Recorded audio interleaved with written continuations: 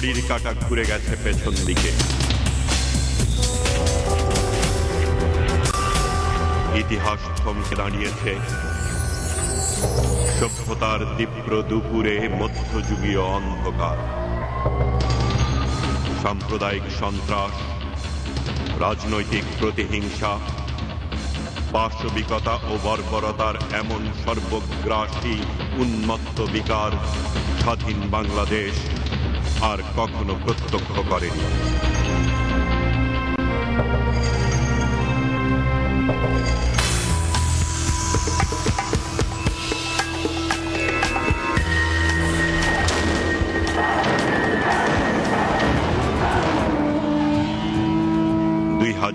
থেকে 2006 সাল কি ঘটেছিল বাংলাদেশে? ফিরে দেখা।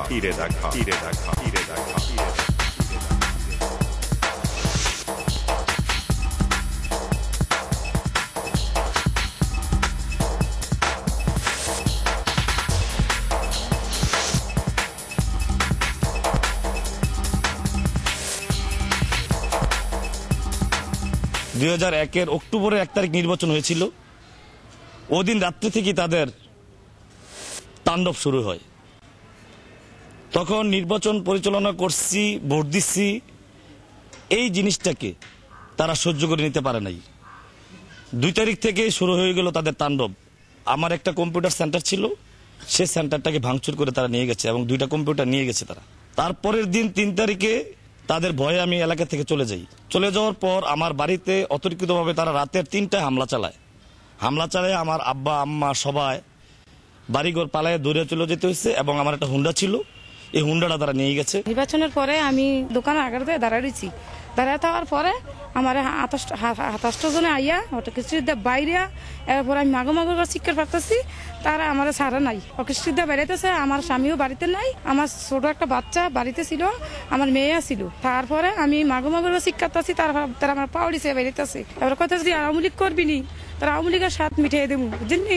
2001 সালের নির্বাচনের পরে আমি মুরাদনগর যাই কারেন্ট বিল লইয়া। আমাকে মুরাদনগর তারা আটকাইয়া কারেন্ট বিল 13,500 টাকা নেয় এবং কি মাইট দূর করে এবং কি পিস্তল দিয়া সমস্ত বাজার মানে ঘুরাইছে। তৌফিক চেয়ারম্যানের ছেলে, নাম হইল পিয়ায়। তারপর সেই বিএনপির দুর্দশরা তখন আমাকে কুমিল্লা খুঁজে বের করে তাদের যে গোপনীয় যে সিআইডি ব্রাঞ্চ হিসেবে পরিচিত, সেখানে ছদ্মবেশী পোশাকধারী কিছু লোক ছিল, আমাকে ওখানে নিয়ে উপস্থিত করে। এই লোকগুলো হচ্ছে আমার গ্রামেরই ইকবাল, আলম, সবুর, বদির, এমন তারা আরো সঙ্গপঙ্গ গং কাইকোবদের লোকজন। আমি বললাম যে আমার অপরাধটা কি, তুমি আমূলিক করছো, এটাই তোমার অপরাধ।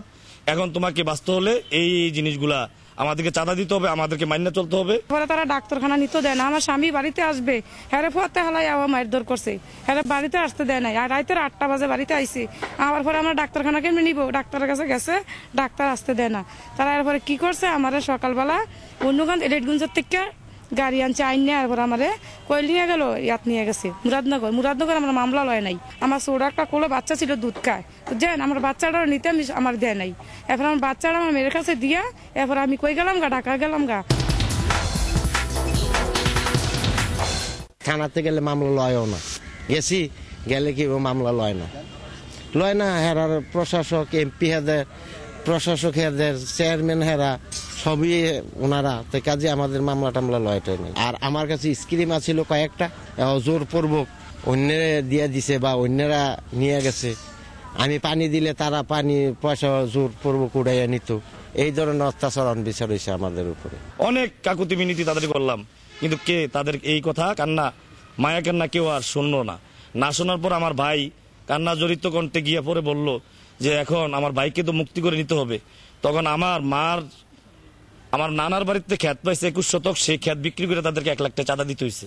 তাদের দ্বারা লাঞ্ছিত হয় নাই রিক্সা ড্রাইভার থেকে শুরু করে দিনমজুর থেকে শুরু করে যারা নির্বাচন সময়ে নৌকার পক্ষে ভোট দিয়েছে, তাদের প্রত্যেককে 500 টাকা তারা চাঁদা নিয়েছে।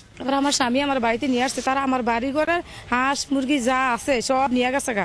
আমার মেয়েরা গিয়ে ভয় দেখায়, এই ভয় ভিত্তির দেখা মায়া সিলাসি করে পারে। আমার দোষ এতটুকুই, আমি আওয়ামী লীগ করছি। একটা দিছিল আপনার চাঁদাবাজির মামলা, তারপরে ওই 326-এর মামলা, এই ধরনের হয়রানিমূলক আর কি 29 জন আসামি দিয়েছিল আমার লগে, আমাকে হুকুমের আসামি দিয়ে। তো এদিকেও ধরেন 5 বছর লাগতে করতে যায় বহুত ব্যয় করছি, এবং কি নিজের সম্পত্তি বেচা মোটামুটি টিকে রয়েছে আর কি। আর কত কষ্ট করে যে দিন পাতি কাটাইছি এটা আল্লাহর ছাড়া আর কেউ জানে না। আমার অবশ্য যোগাইলে আমার উদু দেয় বুঝছেন, 3000-4000 টাকার ওষুধ লেগে যায় আমার শরীরে রক্ত বইয়া জায়গা, তারপরে ওষুধ খাইলে আমার ঠিক হয়, ব্যথা বেদনা আমার রক্ত চলাচল বন্ধ হয়ে যায় আমার অবশ্য যোগাইলে। এমন মাইন মারছে আমারে। 2007 সাল পর্যন্ত অবস্থান পর্যন্ত যারা নির্যাতন চালিয়েছে তাদের যাতে আর দুরাত্মা এই বাংলার মাটিতে পদার্পণ না করতে পারে, কোনো মানুষ যাতে নির্যাতিত না হতে পারে। বিশেষ করে মুরাদনগরের মানুষ যাতে যে পরিমাণ নির্যাতিত, আমি মাননীয় প্রধানমন্ত্রীর কাছে মুরাদনগরবাসীর জন্য বিশেষ দৃষ্টি দেওয়ার জন্য আমি সবিনয় অনুরোধ করছি। বর্তমান সরকার আছে, সরকারের কাছে আমরা এটা বিচার চাই, এটা যাতে আমাদের সূক্ষ্ম ধরনের একটা বিচার পাই, আমরা যাতে আমরা শান্তিতে থাকতে পারি। এইটা আমাদের প্রধানমন্ত্রীর কাছে আমাদের এটা আকুল আবেদন।